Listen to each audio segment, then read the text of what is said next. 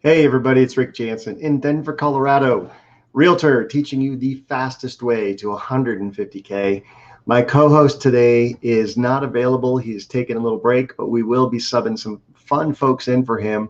I've already got commitment from Rochelle at Harris Coaching and others that are going to be popping in to fill in Lee's shoes.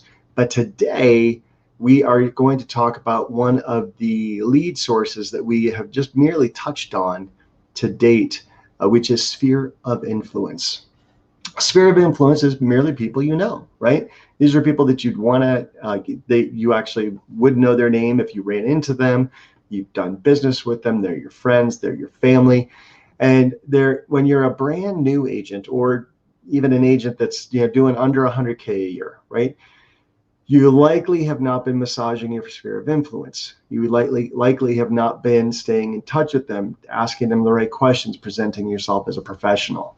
And so one of the things we'd like to do and teach you how to do is talk to them. Now, if you have the rule of thumb is that like 10% of your sphere is going to move every year, right? So if you're staying in touch with 200 people, then you are going to sell 20 homes a year.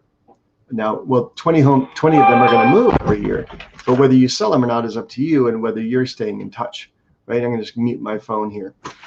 Got people pinging me on investment properties, wanting a cap rate. So what we're going to talk about, though, is how do you present yourself as a professional to those people, right? So one of the things you're going to do is use the FORD script. FORD stands for family, occupation, recreation, and dreams. And when you first start this conversation, you're going to say to your family, sorry, the pups are acting up today, but when you're first going to say to hey, how's the family, right? And COVID, believe it or not, provides a wonderful opportunity to talk to people about just anything, really. You can, if you stumble on anything to say in this entire conversation, defer to COVID, all right? So you can say, hey, how's the family? How are you guys surviving? Everybody's going crazy with the masks and everything. Are you guys getting vaccinated and not vaccinated? And maybe you don't want to bring that up because that could end up being a political topic. But just in general, warm up the conversation, right? And law of reciprocity, they're going to say, well, how are you doing, right? Family, family. Then you're going to go to occupation. And here is a wonderful opportunity to kind of poke around the edges of how people might be motivated to move, right? So a lot of people are preferring to have a home office. They are now, companies are realizing, hey, we don't have to pay for this office space. You can work from home. People are realizing they don't want to commute anymore. And so when you talk about occupation, you can say, hey, how's the job, right? How are you doing? Are people working remotely now? Are you working remotely? Are you starting to go back to the office? How did your company handle the global pandemic? Charlie, how did your company handle the global pandemic, right? And so, you start poking around the edges. Have you noticed people starting to work from home? Have you noticed people are, coming into the office, not wanting to commute, doing more work by Zoom or conference call or teleconference, right? And poke around the edges. Like, hey, have you started working more from home? How's that home situation working out for you? Do you have a great home office, or do you need one? I notice, and bring it up casually, like, hey, I notice a lot of people are remodeling right now because they don't think they can afford to move. If you had the choice, would you remodel or move? Silence. Crickets, right? You're poking around the edges. And then when they say, hey, well, Rick, how's your job? Oh, great. Hey, just want to remind you, that real estate market's been pretty crazy right now. There's a high churn rate, insatiable demand. Hey, if I could bring you a buyer right now, right, and get you the absolute figure that you would want for your home, would you be open to the idea of moving? Where would you move to, right? And where would you move to as an open-ended question? Are you open to the idea of moving as a yes or no question? So defer to the second one, right? Where would you move to? And, so now you've asked, do you need a home office? Would you remodel or would you sell? Where would you move to? You're starting to paint the dream a little bit. And then here's one I love to do that you can do too. And this gets you, first of all, everybody should have an e-newsletter going out once a month, not just providing market stats, because not a lot of people care because they only move every 3 to 5 years, and you need to be relevant in the interim. But what you can do is on the newsletter have a home valuation link, right? And in this conversation, you are also going to ask people, hey, I'm exploring some new software. Even if you've been in the business 2 to 5 years, you can still use the script, right? I'm exploring some new software. I want to test it out, right? Can I ask you a quick question, Tom? Do you check your home value somewhere online? Where do you go? And they're going to say, oh, I check it on Zillow or a realtor or blah, blah, blah. Boom. Now you know they actually check their home value. Now you know where they go. Take some notes. And you say, well, I'd like to run my software up against what you check it on, right? So if you're checking your Zestimate, can I just plug your address into my home software? And the fun thing about it is it'll send you an updated, kind of like a stock ticker for your home. It'll update the value every month and just send it over to you. So you can see how sales in the neighborhood are affecting the value of your home. What's your address again? You don't say yes or no, can I do that? But just what's your address again? And then they're going to give you your address. And what's the best email to send that to? And you can opt out at any time, but what's the best email address? They're going to give you your email address. Now you've got their cell phone number because you called them on it. You have their email address because they're going to send them the home value report. And you have their physical address. That physical address now, and you can use any home valuation software out there. Like almost every CRM has one. There are a lot of different programs out there like HomeBot that a lender can pay for it or pay for half of it, and you can use that. But now you're coming into their inbox once a month with a professional valuation of their home.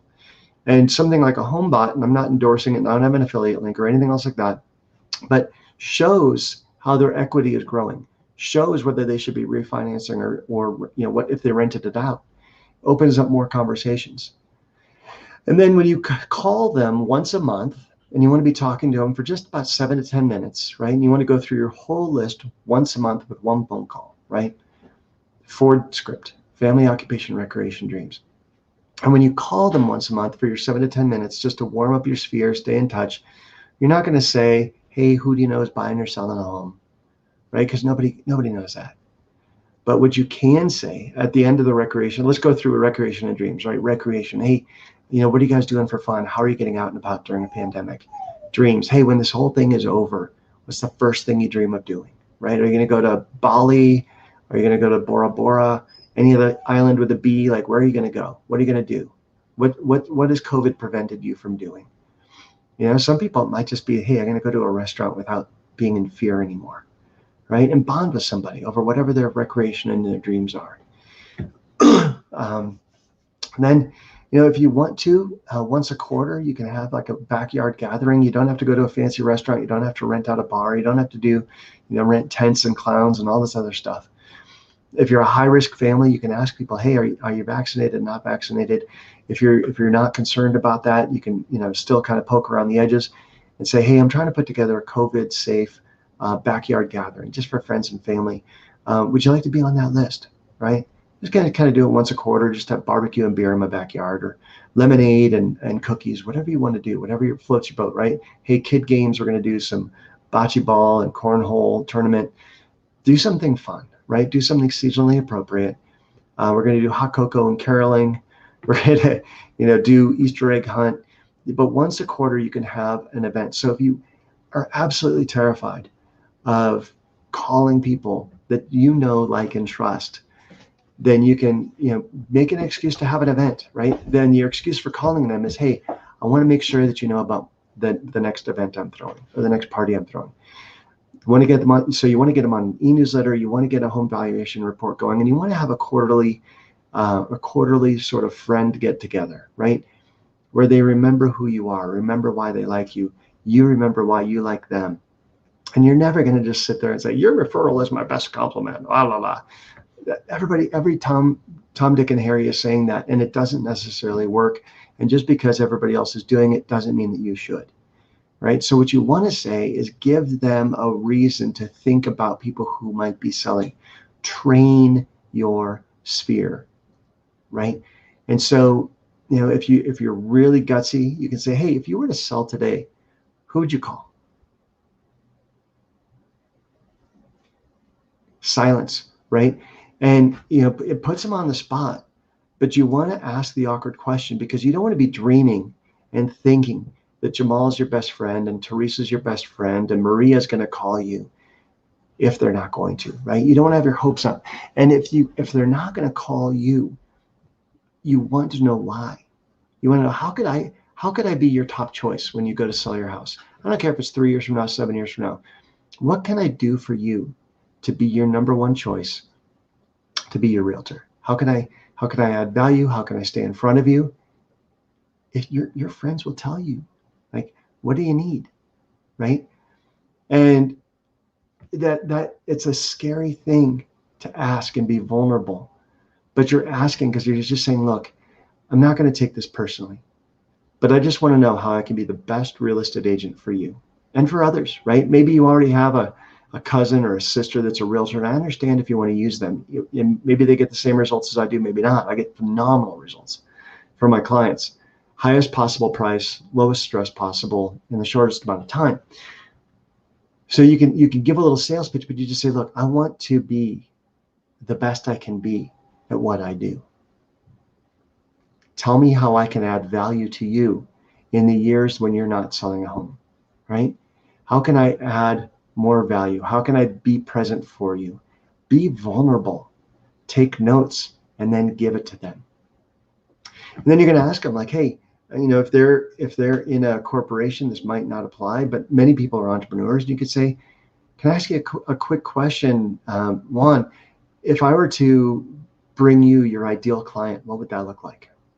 I'd like to find you someone who can use buy your product, go to your restaurant, or take advantage of your service today. If I were to find a client for you today, who would that be? What would that look like? Who could I send your way as a referral, just as a thank you for giving me this advice? And come from a place of value. Build their business. Teach them how to give a referral, how to ask. And then in the flip side, you can say, hey, just out of curiosity, who do you know? Just got pregnant, just got divorced, just got married. The kid just is going to be starting elementary school pretty soon. Last kid went to high school. Last kid left high school. First kid went to college. Last kid went to college. Just got upsized, just got downsized, moved state, got a job transfer, got promoted, got demoted. Who first comes to mind? And what you just did is you rattled off a whole bunch of reasons that people typically move, right? They don't move because they want a different kitchen. Very rarely, right? They move because they had a life event. And many people don't know those life events and don't think of those as sales triggers, but now you're training your sphere, right? Train your sphere to think of you. And when you say who first comes to mind, and then silence, it makes them think, it makes them jog. And you go, hey, you might not think of anybody today, that's all right. But in the future, if you do hear of somebody, getting engaged, having a baby, announcing a pregnancy, announcing a marriage, just can you put me in touch? I'd love for you to think of me when those things happen. Why? Because, Teresa, those are reasons people move. Those are event triggers that I look for in my job. Can you help me keep an eye out on Facebook for events like that? Because guess what? Everybody shares on Facebook their major life events, right? Yeah, they share their favorite hamburger, but they also share the pregnancy announcement. They also share the marriage announcement. They also share the new job announcement, right? All of which, the new dog, now they need a backyard. All of those lead to wanting to buy or sell a house. Now, I hope and trust a lot of this has been useful. Thank you to the people who are watching this live. Just drop something in the comments, put #live. If you're watching this on a recording, just put #recording. Would love to know where you work. Would love to know what we can talk about in the future. Ask questions in the comments. Put suggested topics in the bottom. We've been covering prospecting for the last 6 episodes. We could probably talk about prospecting 365 days a year, because unless you are prospecting and driving new clients into your funnel at the top of the funnel, you are going to go broke. But the people who put the most clients in the top of the funnel, people who are presenting themselves as a professional, people who are adding value, even when people are not wanting to buy or sell, those are the people who are going to crack 150K. Okay. And we're sharing this from experience, right? We share it because Lee and I both sell over $10 million a year. And we want you to do that, right? And the reason we picked 150K is because when I have asked agents who work with me before, like, what is your magic number? That is cartwheels down the street happy. And I tell you what, if you hit 150K, you are going to crack the code to going to 300, 400, 500K a year, because now all you have to do is scale what you're doing. All right, folks, we've hit 15 minutes. Thanks so much. I look forward to talking with you tomorrow on the fastest way to 150K. You can always reach out to me at 303-589-2320 if you have any questions about prospecting, how to grow your business, EXP, anything of the sort. Just give me a holler. Thanks. Talk to you soon. Bye-bye.